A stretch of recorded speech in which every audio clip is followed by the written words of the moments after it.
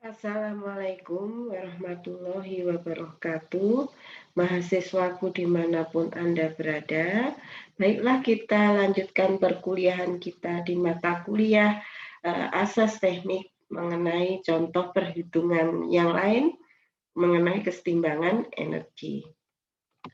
Nah, pada contoh soal yang pertama, ini mengenai pengeringan, di mana di dalam pengeringan itu digunakan bahan bakar gas alam atau natural gas sebagai sumber panas untuk mengeringkan kasein. Bahan bakar yang dibutuhkan adalah 4 meter kubik per jam dengan nilai kalor 800 kJ per mol. Pengering mampu mengeringkan 60 kg kasein setiap jamnya dan akan mengurangi kadar airnya dari 55% menjadi 10%. Yang ditanyakan, hitung perkiraan efisiensi termal dari pengeringan tersebut dengan hanya memperhitungkan panas laten. Dari sini kita akan menghitung berapakah panas yang disuplai oleh bahan bakar dan berapa panas yang sesungguhnya dipakai untuk mengurangi air dari 55% ke 10%. Nah, untuk menghitung berapa kebutuhan kalor atau panas yang dipakai untuk menguapkan air, kita membutuhkan steam tabel untuk melihat berapa kebutuhan dari entalpi untuk merubah air dari fase cair menjadi gas. Setelah itu, apakah jumlah itu dibandingkan dengan panas yang disuplai bahan bakar dikalikan 100%, itu nilainya berapa? Itu adalah nilai efisiensi termal dari sistem pengeringan tersebut. Nah, baiklah, kita akan mulai mengerjakannya. Oleh karena itu kita menentukan basisnya yaitu operasi dalam 1 jam, sehingga nanti biar lebih praktis tidak usah sedikit-sedikit per hour, tapi sebenarnya tetap begitu juga tidak apa-apa, tidak masalah jika kita tidak menggunakan basis juga boleh ya. Jadi bahwa seharusnya sistem yang ideal itu adalah panas yang diberikan oleh bahan bakar itu harus sama dengan panas yang dipakai untuk menguapkan uap air. Kalau seperti itu berarti efisiensinya 100%.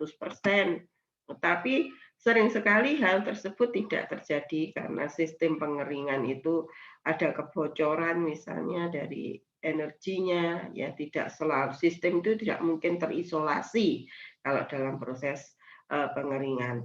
Oleh karena itu seringkali ada efisiensi termal bahwa Q yang diberikan oleh bahan bakar yang dipakai untuk menguapkan air itu tidak sama dengan Q yang dikeluarkan oleh bahan bakar, sehingga jarang sekali dijumpai efisiensi itu 100%. Kemudian Q penguapan air itu adalah berat air yang diuapkan dikalikan H evaporasi yang bisa kita lihat dari steam table H evaporasi. Untuk itu langkah yang pertama berarti kita harus menghitung berapa berat air yang diuapkan. Berat air yang diuapkan itu kita bisa lihat dengan menghitung neraca massa.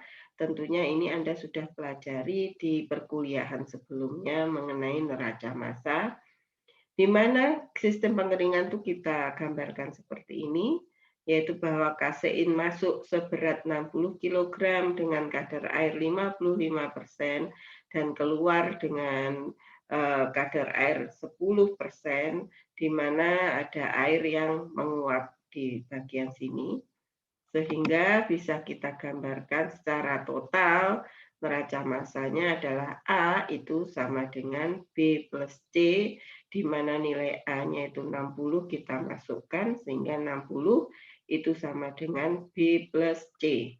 Kemudian yang karena ini ada yang perubahan itu adalah neraca adalah air, kita bisa membuat persamaan untuk neraca massa air. Selain itu karena ini ada dua yang tidak diketahui, berarti paling tidak kita harus mencari dua persamaan. Di mana untuk air adalah 60 kilogram kasein yang masuk itu mengandung 55% air atau 0,55, itu sama dengan air yang menguap B ditambah dengan C airnya 10% atau 0,1 kali C. Ini adalah persamaan yang kedua, karena 60 dikali 0,55 adalah 33. 33 sama dengan B plus 0,1 C. Ini persamaan 2. Nah, ada 2 yang tidak kita ketahui dan ada 2 persamaan. Ini bisa kita selesaikan dengan substitusi atau dengan mengurangkan persamaan 1 dan 2 karena kebetulan B-nya nilainya sama-sama 1, jadi kalau dikurangkan nanti akan hilang atau tereliminasi. Sehingga 1 dikurangi 2, persamaan 1 dikurangi 2 sama dengan 60 dikurangi 33 atau 27, B dikurangi B 0, 1C dikurangi 0,1 C sama dengan 0,9 C, sehingga C sama dengan 27 sama dengan 0,9 C, sehingga C sama dengan 30, karena C sama dengan 27 dibagi 0,9. Nah, karena C itu 30, maka kita bisa menghitung berapa B dengan memasukkan ke persamaan 1, yaitu bahwa B sama dengan 60 min 30, jadi B sama dengan 30 kg. Berarti jumlah air yang diuapkan pada pengeringan ini adalah 30 kg. Nah, oleh karena itu kita bisa menghitung berapa kebutuhan panasnya dengan melihat tabel STEAM pada literatur Jenkoplis pendik A29 pada suhu 100 derajat Celcius, yaitu nilai HV-nya adalah 2676,1 dikurangi 419,04, akhirnya Anda bisa memperoleh 2257,06 kJ per kilogram. Nah, untuk tabel uap ini ada juga literatur lain yang langsung mengeluarkan nilai H penguapan, itu boleh. Jadi Anda boleh menggunakan literatur lain. Kalau di literatur lain langsung menggunakan H penguapan, Anda tidak perlu mengurangkan entalpi uap jenuh dikurangi entalpi liquid jenuh, langsung menggunakan data itu. Tetapi kalau Anda menggunakan literatur ini, Anda harus mengurangkan. Karena Ibu memakai literatur ini, sebaiknya kalau di kuliah Ibu nanti Anda menggunakan ini biar seragam. Meskipun nilainya Ibu lihat itu sama atau Anda katakan beda pun hanya di 2 angka di belakang koma. Yang literatur langsung ke H penguapan. Tetap Ibu. Tapi tolong dikasih catatan di bawah, misalnya data itu Anda ambil dari literatur mana, jika Anda menggunakan literatur yang berbeda. Kemudian yang berikutnya, kita bisa menghitung berapakah bahan baki yang dipakai untuk menguapkan air, yaitu sama dengan 30 kali 2257,06 kJ, berarti sama dengan 67, ini kilojoule per kilogram, maaf kilogramnya lupa belum keketik, sama dengan 67.711,8 kJ per hour. Kalau ini kita mengabaikan basis per hour-nya, tapi kalau basis per jamnya kita pakai, per jamnya tidak usah kita tulis ya. Nah, yang berikutnya adalah menghitung berapakah panas yang dikeluarkan oleh bahan bakar. Nah, kebutuhan bahan bakar di sini dalam meter kubik per jam, padahal nilai kalor atau jumlah panas yang bisa disuplai oleh bahan bakar itu dinyatakan dalam kilojoule per mol. Oleh karena itu kita harus merubah meter kubik ini ke dalam mol, karena kita tahu bahwa 1 mol itu sama dengan 22,4 liter. Ya, oleh karena itu di mana 1 liter itu sama dengan 1 desimeter kubik, di mana 1 meter kubik itu sama dengan 1 desimeter kubik. Oleh karena itu kita bisa menghitung kebutuhan bahan bakar yang dalam mol per jamnya sebagai berikut. Di mana 4 meter kubik, ini meter kubiknya kita konversi ke desimeter kubik dengan dikalikan 1000. Kemudian di mana desimeter kubik atau liter ini kita konversikan ke mol, karena 1 mol sama dengan 22,4 desimeter kubik. Akhirnya Anda akan memperoleh 178,57 mol per jam. Ini adalah kebutuhan bahan bakar dalam satuan mol. Di mana nilai kalor atau nilai panas dari bahan bakar gas alam ini adalah 800 kJ per mol, di mana jika dikalikan dengan ini tadi, kebutuhan bahan bakar dalam mol per jam, kita akan memperoleh nilai Q itu sama dengan 142.856 kJ per jam. Nah, kemudian kita hitung efisiensinya adalah panas yang dipakai untuk menguapkan air 67.711,8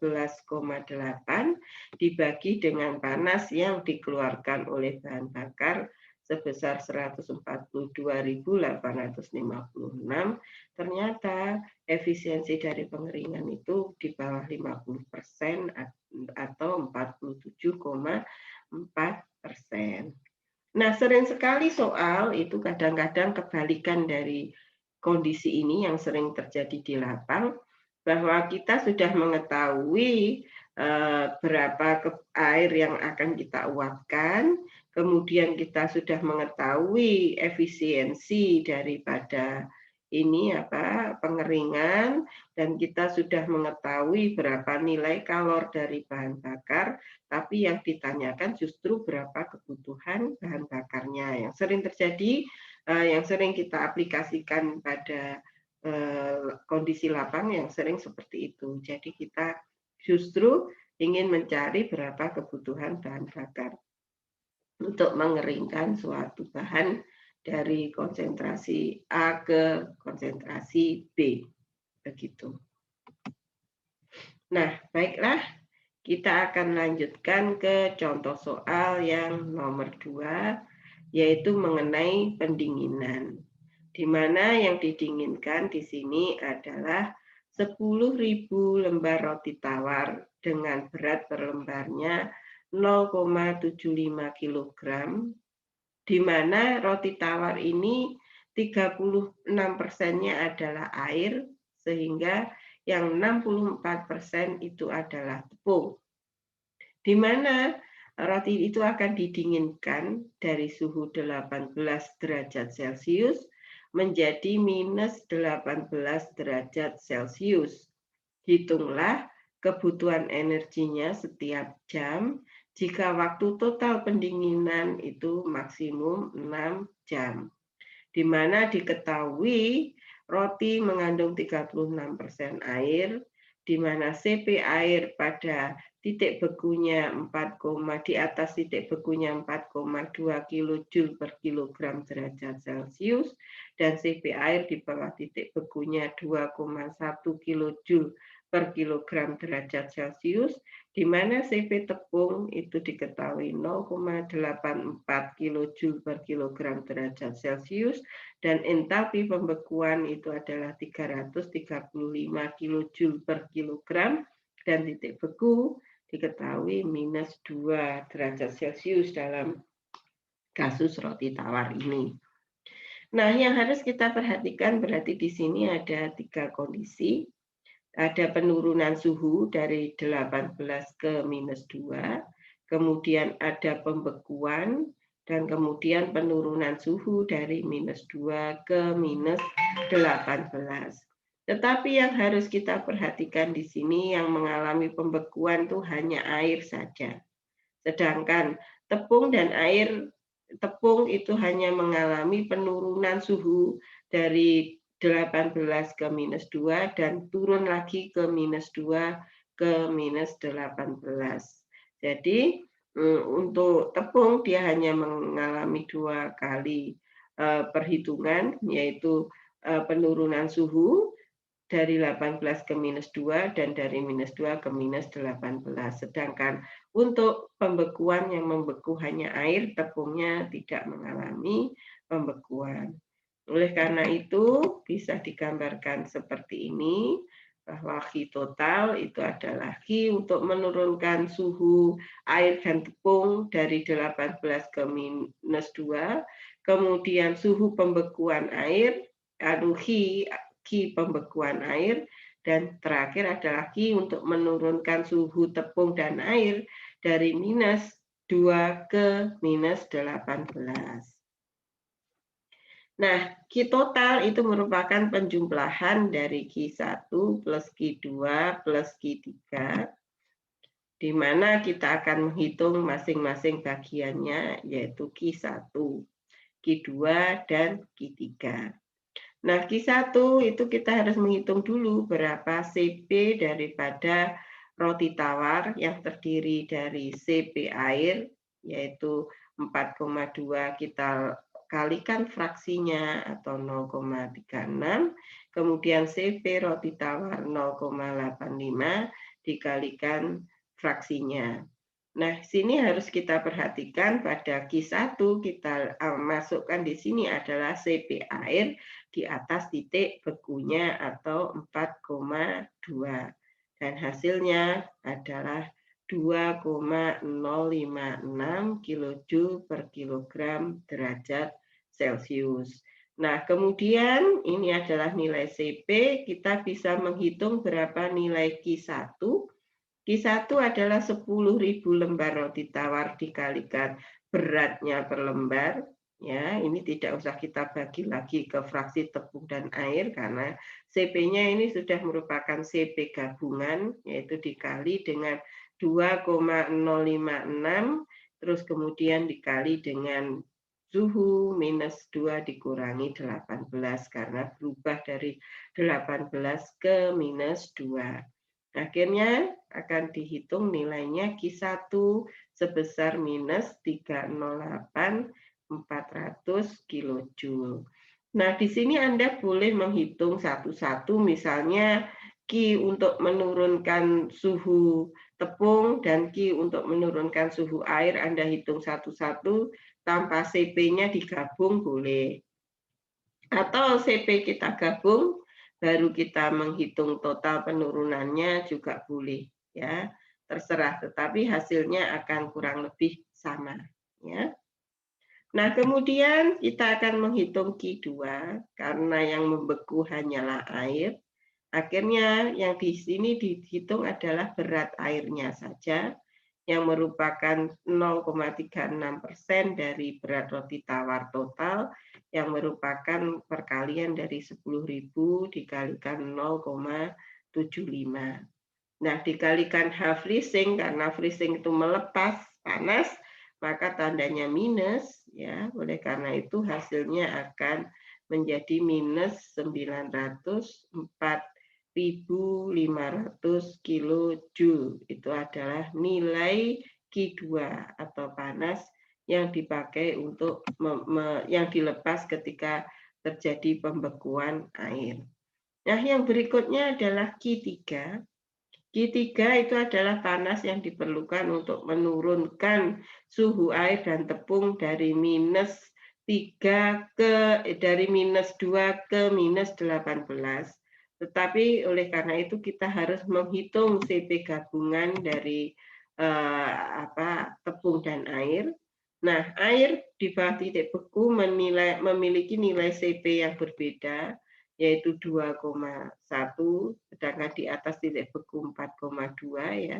Jadi ini berbeda. Sedangkan untuk tepung nilainya sama. Jadi menghitung Cp roti tawarnya itu sama dengan 0,36 dikali 2,1 ditambah dengan 0,64 dikali 0,85, hasilnya 1,3. Nah, sehingga kita bisa menghitung Q3 sama dengan 10.000 dikalikan 0,75. Ini berat per lembar roti tawarnya, dikalikan CP dari gabungan dari tepung dan air, dikalikan dengan minus 18, dikurangi dengan minus 2, akhirnya diperoleh Q3 besarnya minus 156.000 kilojoule. Ini ya. Akhirnya Q total itu adalah penjumlahan dari Q1, Q2, dan Q3. Nah, kalau dijumlahkan besarnya nilainya adalah 1.000.000 minus 1.368.900 kilojoule, di mana pembekuan itu terjadi selama 6 jam. Akhirnya nilainya ini dibagi dengan 6, akhirnya akan diperoleh nilai 226.150.000 kilojoule per jam. Begitu. Baiklah, kita lanjutkan ke contoh soal yang nomor 3. Nah, di sini mengenai pendinginan pada sebuah autoclave yang berisi 100 kaleng sup yang telah dipanaskan hingga suhu 100 derajat Celcius. Sebelum dikeluarkan dari autoclave, itu kaleng itu harus didinginkan dahulu hingga suhunya 40 derajat Celcius.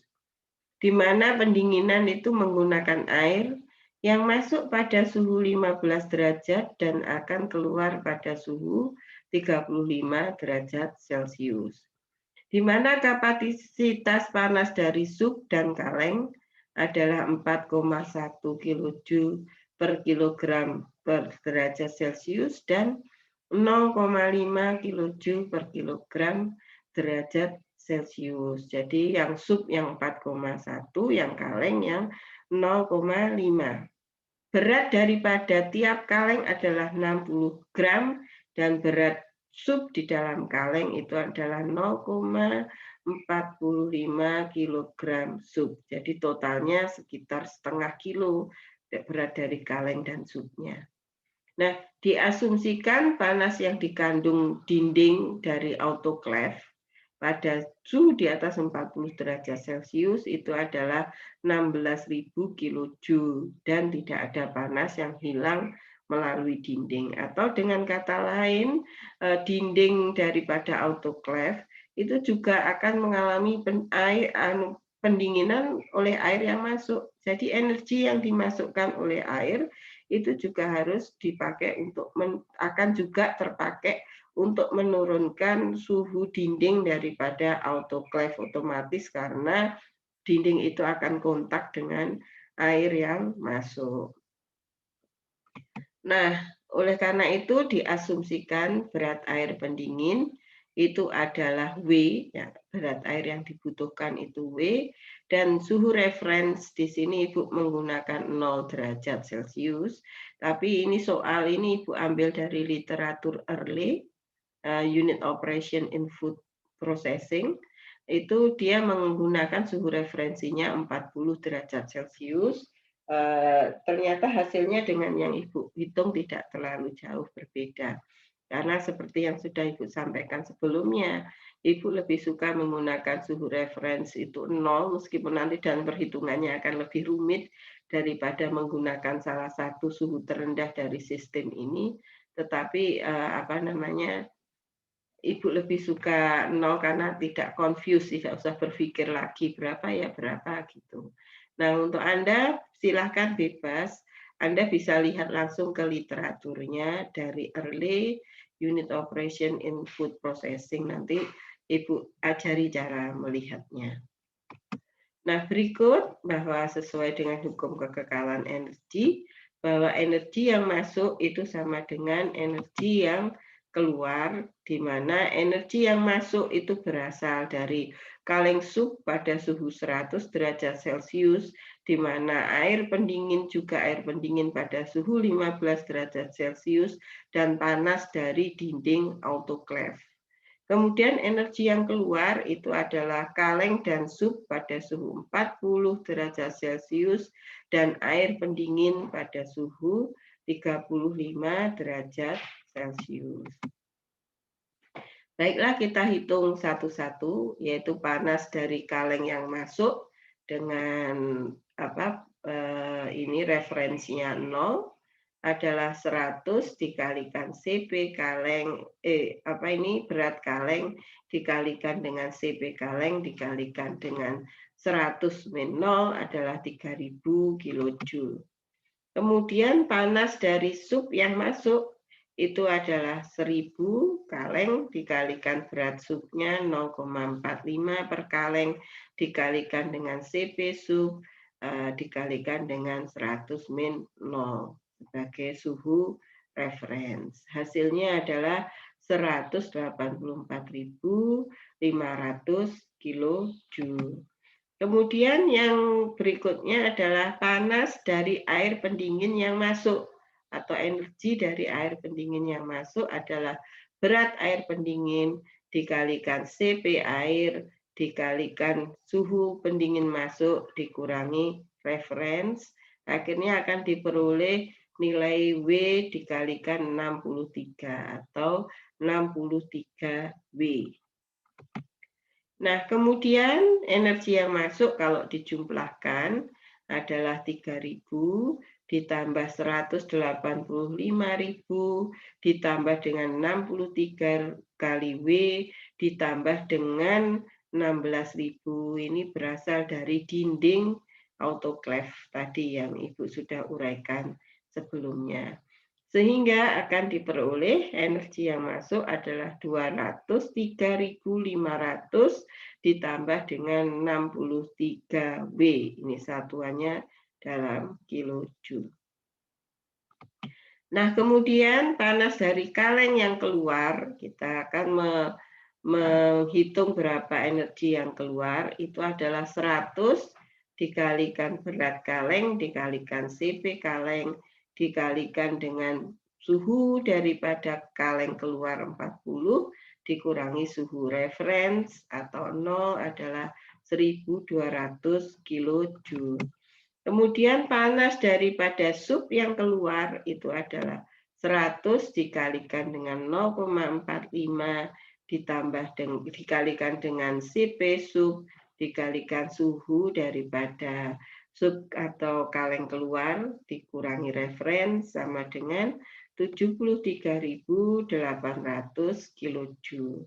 Kemudian yang terakhir adalah dari air pendingin keluar atau energi dari air pendingin keluar itu sama dengan berat daripada air W dikalikan CP air dikalikan suhu air keluar 35 dikurangi reference sehingga sama dengan W kali 147 kilojoule.